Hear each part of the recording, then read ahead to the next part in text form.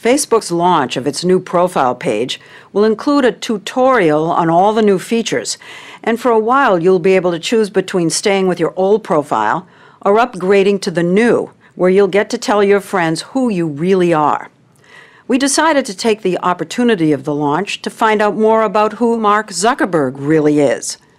As Facebook becomes an intrinsic part of so many lives, how the site came to be in the first place is now the fodder of creation myths, a handful of lawsuits, at least 2 books, and a movie, all focusing on its co-founder and CEO. The story will continue in a moment. 500 million people give you their personal information. Do you feel that because of that, they have a right to know a lot about you personally, about your values?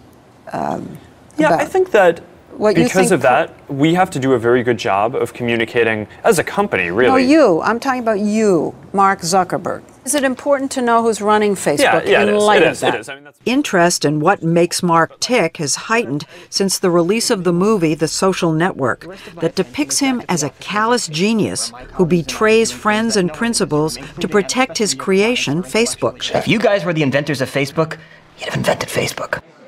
The real Mark vowed he would never see the film. On opening day, he changed his mind. we took the whole company to go see the movie. The whole company. I actually thought it was pretty fun.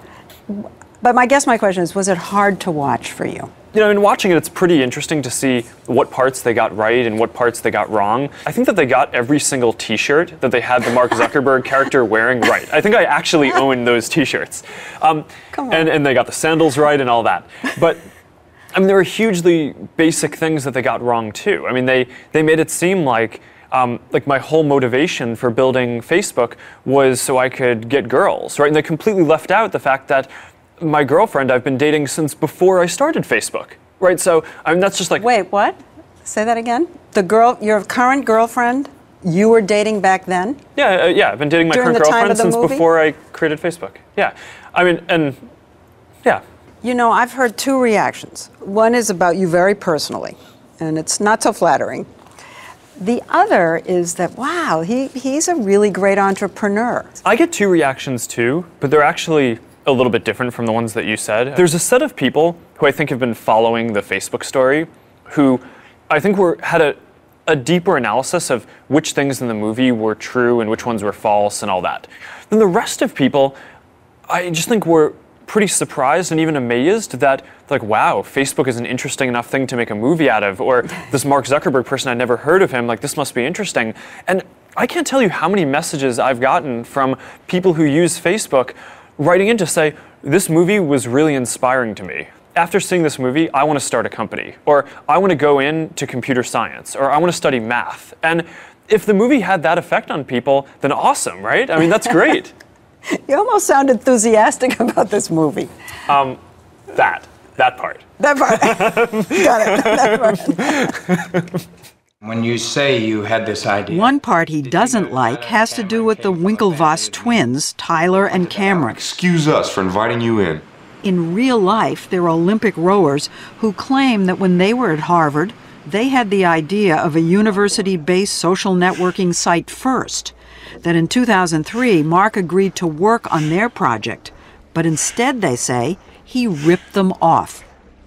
When we approached him, we had been working on the idea for almost a year at that point.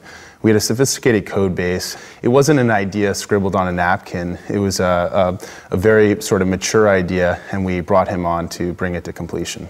We agreed to work on this project. He sabotaged our project, and he betrayed us. There were other social networking sites already there. It isn't as if you had the first idea. Well, right? You admit that. That's a typical argument that comes from Facebook, that social networking existed at the time. Right. Okay. We weren't individuals on separate sides of the country developing social networks unbeknownst to each other. We were teammates. We were partners. So how did you actually find out that he was working on a different project? We found out by reading the Harvard student newspaper. So that's the first you realized? Yep. What did the article say?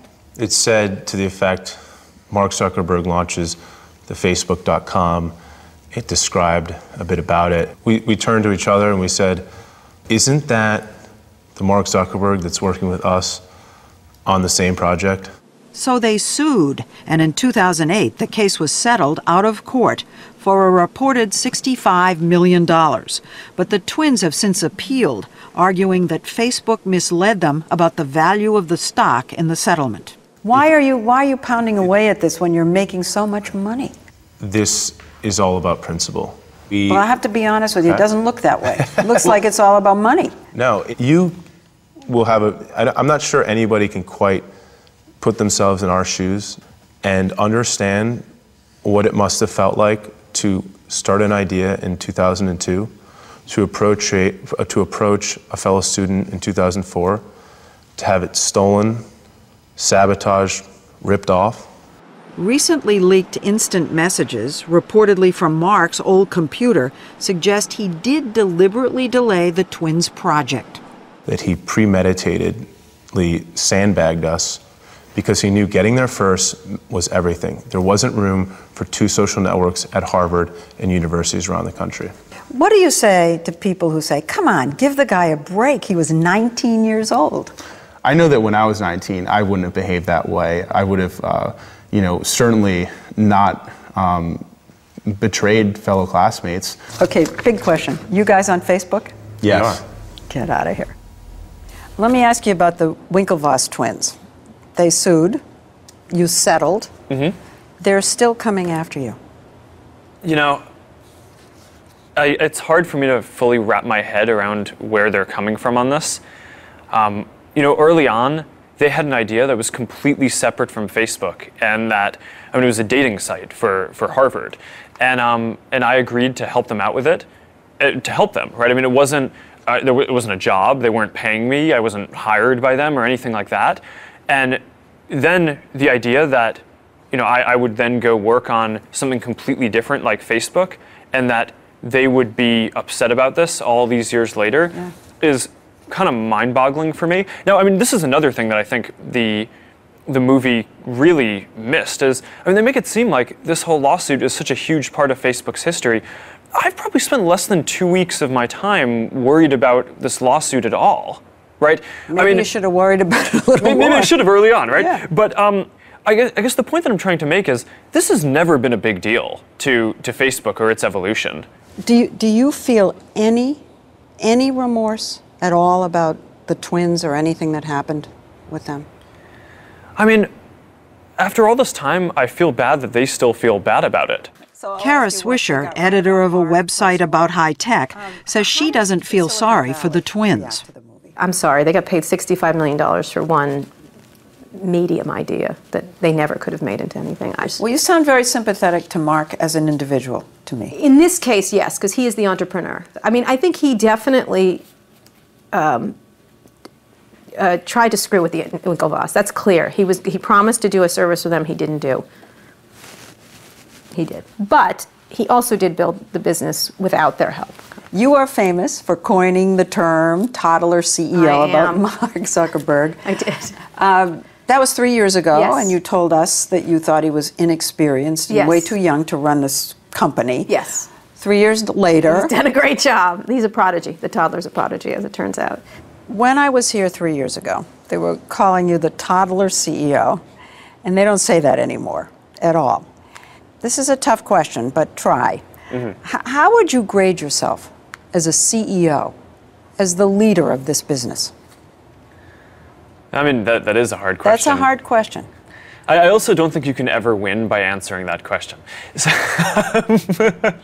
Now, we've made a huge number of mistakes along the way. Right now, I always say, I just think we've made probably every possible mistake you could make. Is there a decision that you've made that the people around you told you was a mistake, and you defied them, and you were right?